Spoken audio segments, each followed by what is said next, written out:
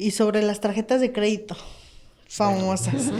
Es felicidad instantánea y drama total, porque no sabemos utilizarlas. Bueno, vuelves a la parte, primero, ¿sí? ¿En qué consiste una tarjeta de crédito? Así como tal, ¿no? Es una línea de crédito, ¿ok? No es ingreso. Entonces, en el momento en que tú la utilizas, en ese momento debes, ¿ok? Que tiene un vencimiento, ¿ok? Entonces, ese vencimiento tiene un pago obligado, que puede ser el pago total de lo que yo consumí con la tarjeta o el pago parcial. Ahora, el gran concepto mercadológico es el pago sin intereses, ¿no? Sí, le llaman el PSI, ¿no? Plazos sin intereses, que es un aspecto mercadológico, obviamente, de los proveedores financieros, ¿no? Entonces, dices, consumo sin intereses, sí, pero ¿qué tal si consumes unas vacaciones sin intereses? En un momento dado te vas a Cancún, pues un sitio así como muy agradable, pero te gastaste 20,000 pesos.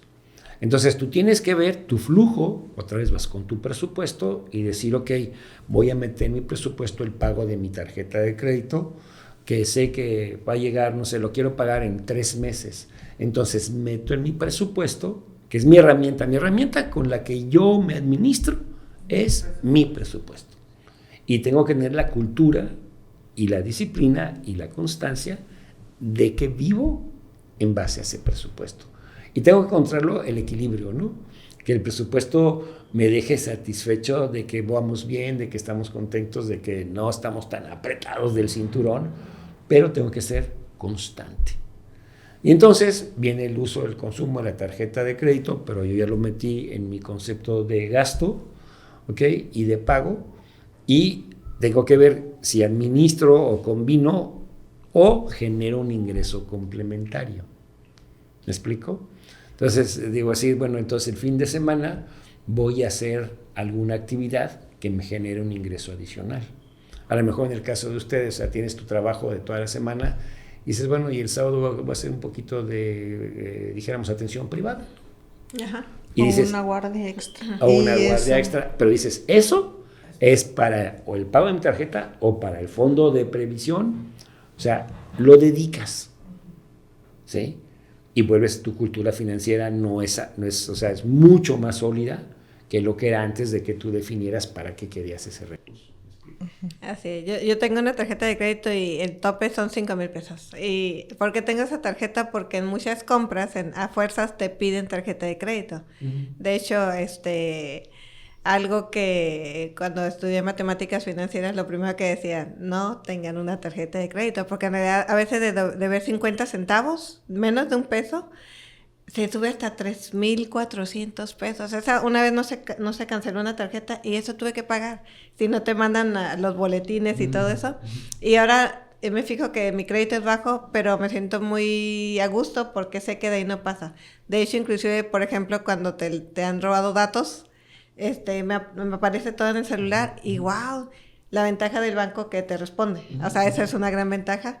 Y digo, pero sí es cierto, o sea, es un peligro tener un crédito muy amplio porque te dejas ir, o sea, a veces se te hace fácil pasar tarjetazo, en cambio si te educan, no lo ocupo, no lo ocupo y no lo ocupo, o sea, es eso, o sea, respetar mucho las tarjetas porque en realidad es muchísimo el interés, como lo mencionó, de cuando se pagan pagos mínimos, porque ahí te aparece, bueno, hoy en día pues ya son los celulares, las aplicaciones, mínimo pagar tanto. Y sí es cierto, o sea, a veces caen en eso de estar pagando y es inconsciente, a veces lo hacemos inconsciente. Pero después dije, ya no quiero estar pagando 1,000 pesos por mes, porque en realidad no ocupaba ni siquiera deber, o sea, Aquí hay un sí. factor muy interesante, se puede decir, y es la zona de confort. Sí, o sea, aceptamos, dijéramos, esos compromisos, hacemos parte de la vida. ¿Y qué sucede? O sea, ¿de qué manera no nada más son los compromisos, sino cómo salgo de esos compromisos obviamente en los que yo me metí y logro todavía mejorar, sí, mi calidad de vida, mi estándar de vida, ¿sí? Entonces, todo eso se va combinando y además aquí hay un elemento muy importante, sí, Misty y Lorena, ¿no?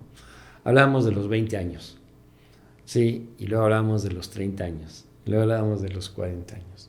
Hay madurez, Hay muchos que algunos no maduran, ¿no? Pero bueno, ese es otro tema. Ese es otro tema. ¿Ok? Sí, pero en el momento, o sea, vamos a hablar de que tú vas evolucionando, te vas conociendo más el cómo no meterte en problemas financieros, ¿sí?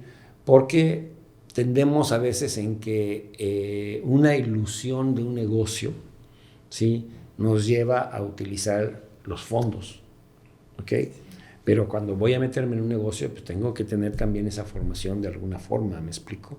Sí, que lo conozco el negocio, que sé que hay mercado, que sí, y no nada más es una idea. ¿Okay? Y pues entonces puedo... El primer punto es que yo a través de mi teléfono tengo el maestro, el tutor, de todo lo que yo necesito, teléfono, laptop o PC. Y se llama Google, ¿no? Y de ahí empiezo a preguntarle. Entonces, el uso de mi tiempo para yo desarrollar mi cultura y mi inteligencia financiera, ahí sí es decisión personal. Que ese es donde entramos un poquito, donde la zona de confort hace que mi decisión personal decir, bueno, luego hago el presupuesto, bueno, luego checo qué pasó. Y cuando me doy cuenta, pues ya debo más de lo que puedo pagar, ¿sí? Y ahora tengo que administrar.